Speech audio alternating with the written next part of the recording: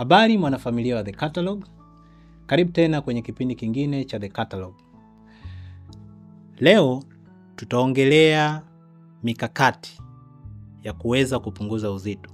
Kwamba hata kwenye kupunguza uzito lazima kuwepo na mikakati na vitu vya kuzingatia vya muhimu ili uweze kupungua uzito.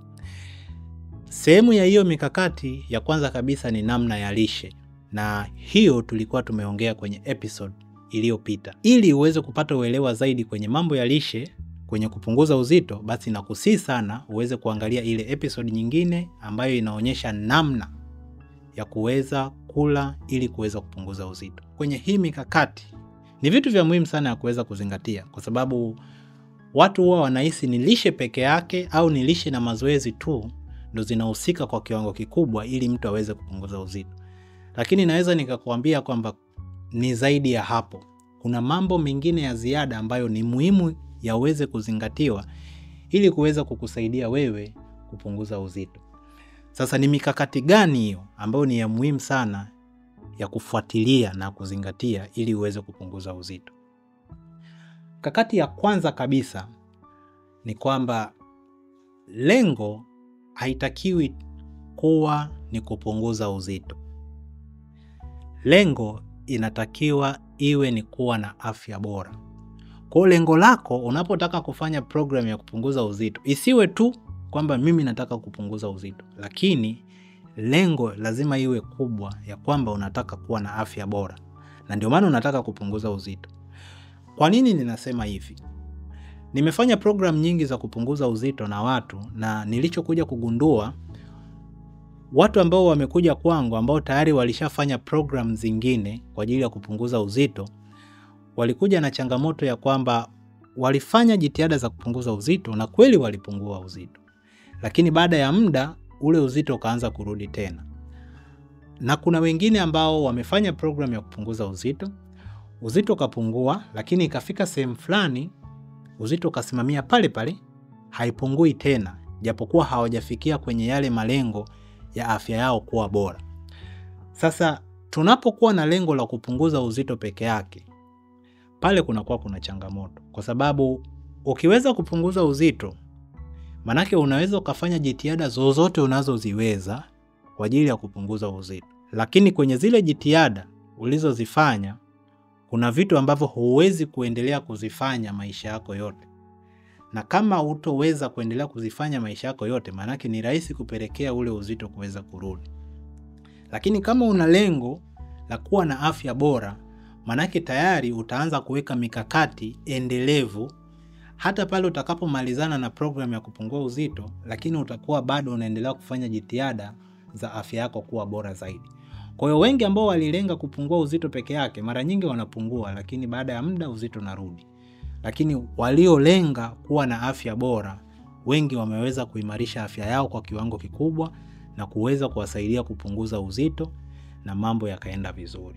Kwa hiyo mkakati wa kwanza wa muhimu ni kuhakikisha kwamba lengo isiwe ni kupunguza uzito tu, lakini uwe na lengo kubwa ya kutaka kuboresha na kuimarisha afya yako kwa ujumla.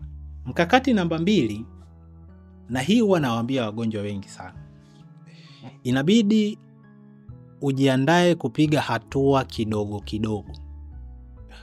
Wengi ambao nimefanya nao program ya kutaka kupungua uzito ni watu ambao wanataka wafanikiwe haraka.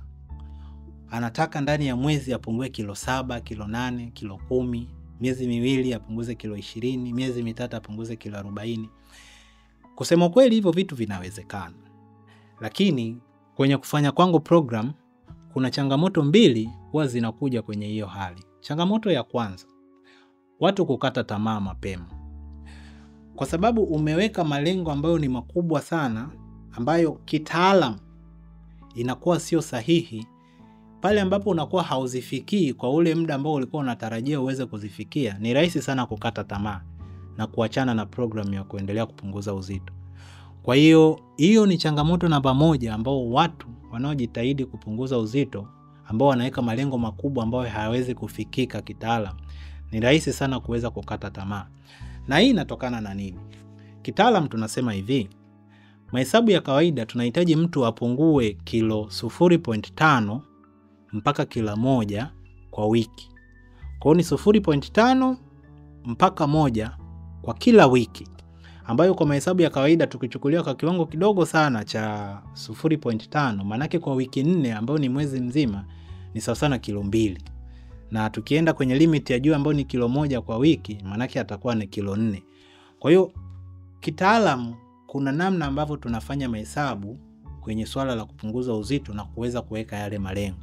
Kwa hiyo ukiweka malengo ambayo ni makubwa kuliko uwezekano wake wa kutokea, ni rahisi sana wewe kuweza kukata tamaa. Lakini jambo la pili, wao wanajikuta kwenye hali ya stress, ambayo kwa bahati mbaya pia baadaye inaweza kupelekea waendelee kuongezeka uzito tena. Kwa sababu kama nimeweka malengo yangu ya kuweza kupungua uzito, lakini baada ya muda kuangalia yale malengo sijaweza kuyafikia na ninafanya jitihada zote, manake ni rahisi sana mimi kuweza kunipa stress kwamba kwa nini sipungui lakini mimi nafanya jitihada zote. Kwa hiyo kawaida tunasema hauwezi kuvuka uwezo wa mwili kufanya kitu fulani kwa kawaida. Kwa hiyo kama ni mwili wako ina uwezo wa kupungua kwa namna hiyo, basi sio rahisi wewe kuweza kuibadilisha. Kwa hiyo lazima tuweke malengo ambayo ni madogo, ambayo yanaweza yakafikika, lakini pia yanaweza yakawa endelevu kukusaidia wewe kupunguza uzito. Mkakati namba 3 ambao ni ya muhimu sana ni swala la mazoezi. Kuna watu ambao kwenye kupunguza kwa uzito huwa wanaona mazoezi kama sio jambo la muhimu sana, lakini nakuhakikishia kwamba unapotaka kupungua uzito, kwa sababu pia tumeweka malengo ya kuwa na afya bora, mazoezi ni kitu cha lazima, sio tu hombi, ni lazima. Ila kitakacho tofautisha aina ya mazoezi utakayofanya itazingatia zaidi hali yako ya kiafya ikoje. Kwa mfano kuna yule mtu ambaye labda ana kilo 120, 130, 140, 150. Huyu mtu uweze kumweka kwenye mazoezi aanze kukimbia, sijui aanze kuruka kamba. Kuna aina ya mazoezi ambayo lazima tutamweka, ambayo yanakuwa ni kidogo kidogo, yanakuwa na tija kiafya na kumsaidia kupunguza uzito bila kumletea changamoto zozote za kiafya kama shida za joints, sijui shida za moyo na mambo kama hayo. Kwa hiyo kwa ujumla, aina ya mazoezi ambayo utafanya itategemea na hali yako ya kiafya ikoje na uzito wako pia ukoje. Lakini mazoezi ni muhimu sana kutusaidia tuweze kupunguza uzito. Na tafiti zinaonyesha kwamba kwenye mazoezi, cha kwanza, ukiwa unafanya mazoezi inatusaidia kupunguza ukizani dhidi ya insulin. Na watu wengi ambao wana uzito mkubwa kupitiliza au tunasema obese, wengi wanakuwa na ukinzani dhidi ya insulin ambao tunasema ni insulin resistance. Sasa unapofanya mazoezi inasaidia zile seli zako za kwenye muscle zinakuwa responsive au zinakuwa na utayari wa kuendelea kupokea insulin tena, na sasa ile insulin ikaweza kufanya kazi kama ambavyo ilikuwa inaweza kufanya zamani. Kwa tafiti zinaonyesha kwamba kuna umuhimu sana wewe kufanya mazoezi ili kuweza kukusaidia kupunguza insulin resistance na mwisho wa siku kukusaidia wewe kuweza kupunguza uzito. Kwa hiyo swala la zoezi sio swala la ombi, ni swala la lazima kwa mtu ambaye anataka kupunguza uzito. Lakini lazima tuwe na utaratibu muhimu wa kuzingatia ya kumtengenezea mtu programu ya mazoezi kulingana na hali yake ya kiafya na kulingana na uzito wake uko vipi, ili tusije tukamweka kwenye hatari ya kupata changamoto zingine za kiafya wakati anajaribu kupambana na changamoto moja ambao ni swala la uzito. Jambo lingine au mkakati mwingine ambao ni wa muhimu sana kwenye kupunguza uzito huwa ni usingizi. Na ili watu huwa walifahamu, tafiti zinaonyesha kwamba watu ambao wanapata masaa ya kutosha ya kulala wanapokuwa kwenye programu ya kupunguza uzito, au kawaida tu kwenye maisha yako ya kawaida, unapopata muda mzuri wa kulala, inatusaidia cha kwanza hormone ya stress au cortisol hormone iweze kuwa chini, ambayo kwa namna moja au nyingine inasaidia wewe kuweza kupunguza uzito. Lakini pili, unapopata muda wa kutosha wa kulala inasaidia sana kwenye kuregulate hormone zako vizuri na kutusaidia wewe kuweza kupunguza uzito.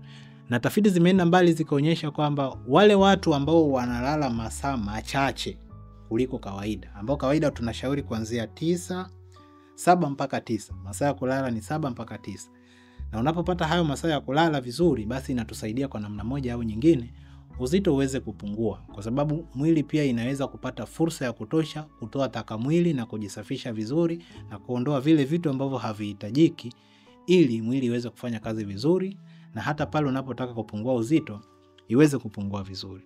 Kwa hiyo ni jambo la muhimu sana kuzingatia swala la usingizi. Na kwenye swala la usingizi kuna jambo la mwisho ambayo pia watu huwa walifahamu. Kuna kitu tunachoitwa sleep pattern, kwamba utaratibu wako wa kulala. Kwamba kawaida kitaalam tunatakiwa tuwe na consistent sleep pattern. Kwamba labda mimi nalala saa 4 na ninaamka saa 11. Basi jitahidi ratiba yako iweze kuwa kuanzia saa 4 mpaka saa 11 kila siku. Manake inasaidia kitu ndani ya mwili tunachoita circadian rhythm. Circadian rhythm tunasema ni saa ya ndani ya mwili, kwamba muda gani mtu anakuwa analala na muda gani mtu anakuwa anaamka. Na unapokuwa na masaa ambayo yanaeleweka ya kulala na ule utaratibu ambao unaeleweka wa kulala, inatusaidia kwa kiwango kikubwa, kwa sababu mwili inakuwa, akili na ubongo inakuwa inajitune muda gani iweze kufanya mambo yake, kutoa taka mwili, kuhakikisha mwili inafanya kazi vizuri na kukusaidia wewe kwa ujumla uweze kupungua uzito. Kwa kwenye swala la usingizi ni jambo la muhimu sana, na hapa nimesema masaa ya kutosha ya kulala 7 mpaka 9, lakini pia lazima tuwe na utaratibu unaoeleweka wa kila siku wa kulala. Muda wako iwe constant au tunasema consistent sleep pattern. Mkakati wa mwisho ambao ni muhimu kuzingatia pale unapotaka kupungua uzito, tunasema ni kucontrol stress. Stress, tafiti zimeonyesha kwa kiwango kikubwa kwamba inachangia kwenye swala la kuongezeka uzito, kwa sababu mtu anapokuwa na stress namna moja au nyingine itapelekea hormone ya cortisol kuwa juu. Na sio kuwa juu tu, haimaanishi kwamba cortisol ni hormone mbaya. Cortisol ni hormone nzuri, kwa sababu ikitokea changamoto yoyote, kwa mfano umekutana na simba au umekutana na hali yote ya hatari, hormone ya cortisol na hormone ya adrenaline, hizo zinafanya kazi pamoja kwa ajili ya kukusaidia wewe kufanya maamuzi either ya kukimbia au kupambana na hiyo hali. Lakini kawaida tunategemea ile hali ya hatari ikishaondoka, zile hormone zirudi zikae sawa. Sasa mtu anapokuwa na cortisol hormone juu muda mrefu kwa sababu ya stress ambayo haiishi, iko kwa muda mrefu, basi hiyo ndio inakuwa changamoto. Na hiyo inakupelekea wewe uzito uweze kuongezeka, na pale unapofanya jitihada za kuweza kupunguza uzito inakuwa ni changamoto sana. Kwa hiyo kucontrol stress na kutafuta namna mbalimbali ya kupambana na stress, either kumuona mtaalamu wa mambo ya saikolojia au therapist aweze kukusaidia jinsi gani ya kukabiliana na hiyo hali, itakuwa ni vyema zaidi. Na ndio maana tunashauri kwamba ili uweze kupungua uzito vizuri na stress lazima iwe controlled. Kwa hiyo hayo mambo 5 mkakati wake uko hivi. Haimaanishi kwamba utachukua moja moja. Hapana. Kuanzia lishe, tukienda kwenye mazoezi, kwenye kuweka malengo, kwenye kucontrol stress, kwenye kulala, haya mambo yote yanatakiwa yaangaliwe pale unapotaka kufanya program ya kupunguza uzito. Na ukiweza kuyazingatia haya, niamini kwamba uzito wako utaweza kupungua vizuri. Lakini sio tu uzito, mwili wako utaimarika na utaweza kuwa na afya bora zaidi ya ulivyokuwa unafikiria zamani. Kwamba wewe ulikuwa na mpango tu wa kupunguza uzito, lakini matunda utakayoyapata pale utakapozingatia haya mambo yote, basi utafurahi mwenyewe na afya yako itaweza kuwa bora zaidi. Naitwa Dr. Eric George Otieno na hii ilikuwa ni The Catalog. Nashukuru sana Gavo Media kuhakikisha kwamba unapata hii episode vizuri. Hapa ndipo elimu ya afya inapatikana, na hapa ndipo tunabadilisha mfumo wa maisha, na hapa ndipo unajifunza zaidi kuhusu lishe bora kwa ajili ya kuweza kuboresha afya yako. Tunaita The Catalog Podcast, na mimi niko hapa kuhakikisha kwamba unapata elimu nzuri na sahihi na kuhakikisha afya yako inakuwa bora zaidi. Mpaka wakati mwingine, karibu sana kwenye The Catalog.